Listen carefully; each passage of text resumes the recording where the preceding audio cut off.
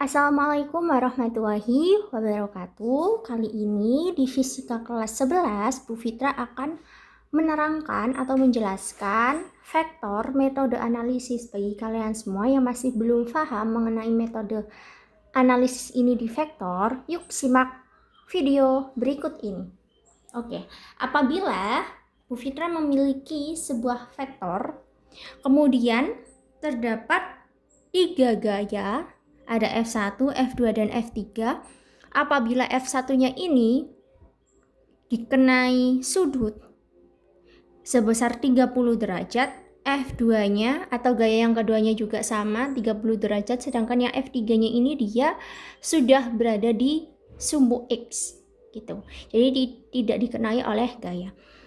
Langkah pertama adalah kalian harus bisa untuk memproyeksikan gaya F1 ini yang dikenai sudut sama gaya F2 ini yang dikenai oleh sudut.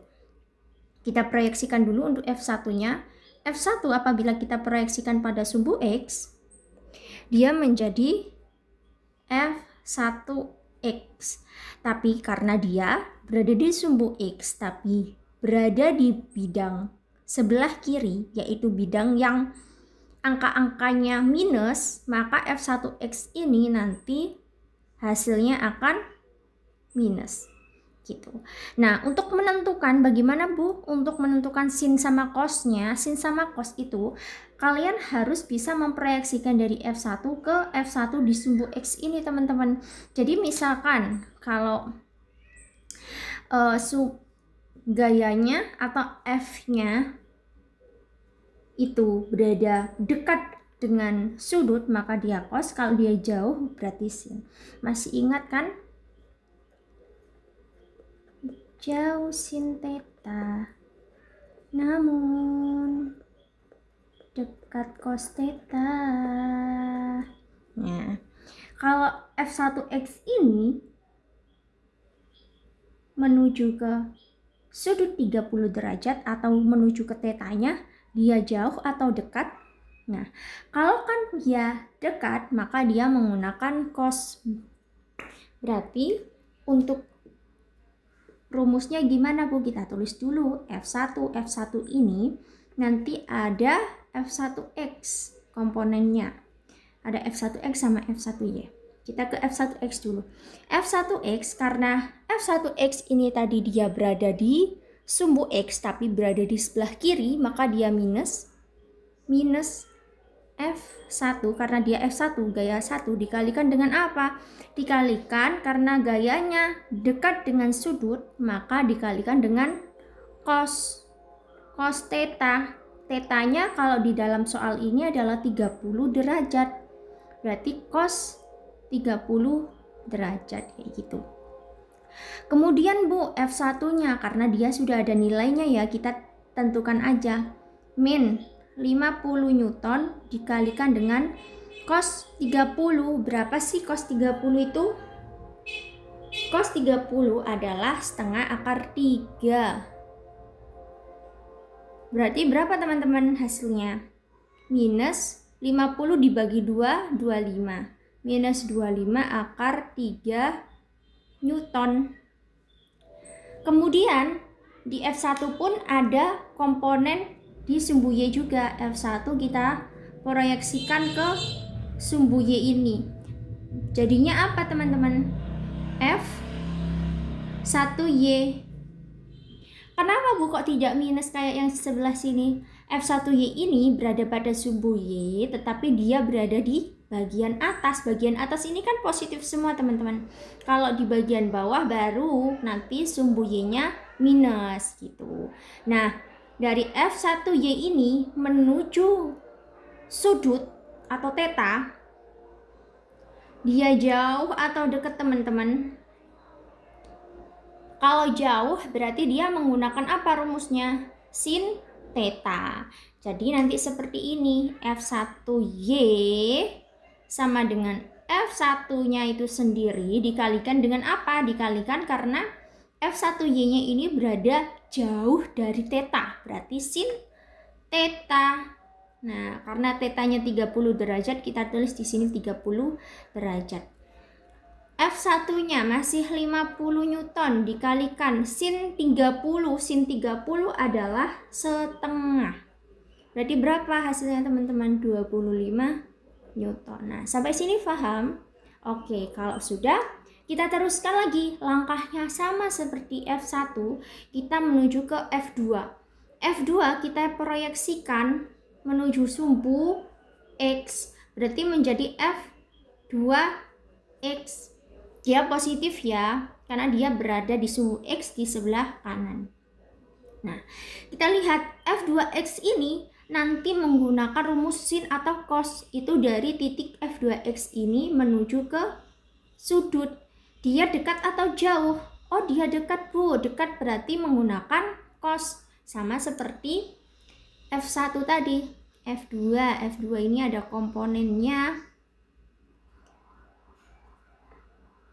F2X sama ada komponen F2Y.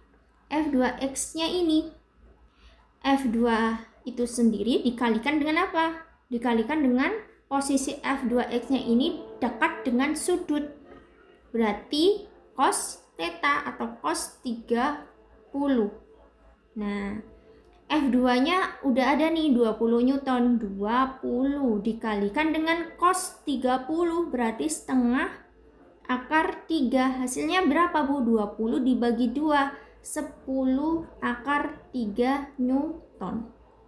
Nah, kemudian untuk F2Y-nya ini gimana? Kita proyeksikan dulu ya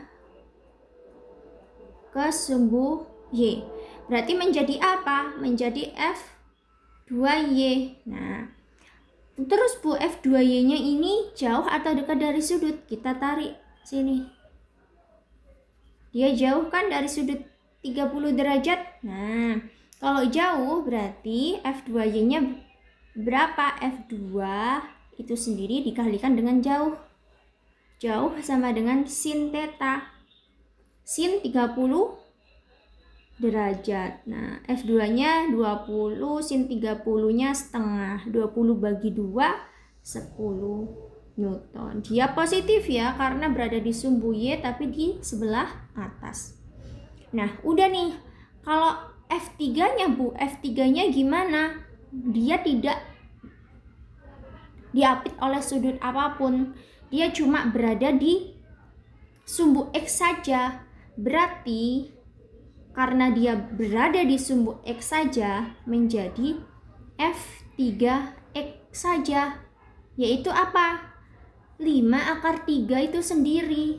Karena dia tidak diapit oleh sudut, berarti tidak menggunakan sin atau cos.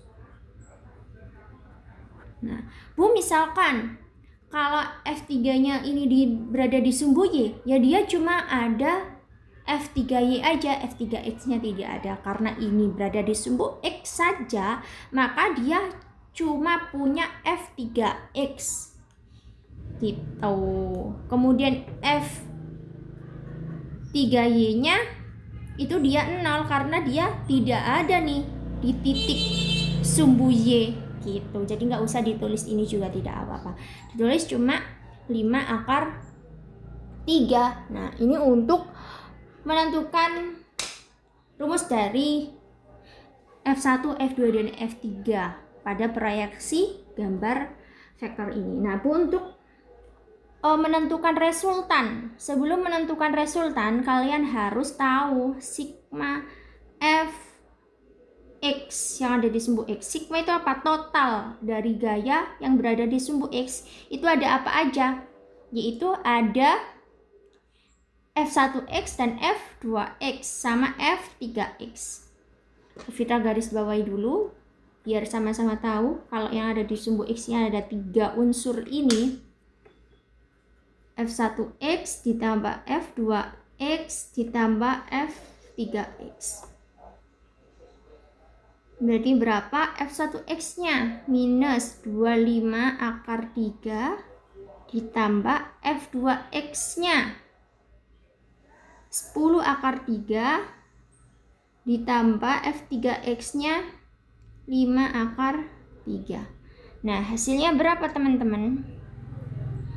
10 ditambah 5, 15. Berarti minus 25 ditambah 15, hutang 25 dilunasinya 15. Berarti berapa teman-teman?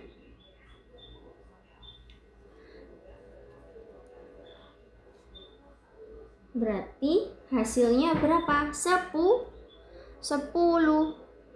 akar 3. Jangan lupa dia minus karena hutangnya minus 25. Dia Newton. Kemudian untuk sigma Fy. Sigma Fy-nya ini unsurnya ada F1Y ditambah dengan F2Y. Karena F3-nya dia F3Y-nya 0. Jadi tidak usah ditulis.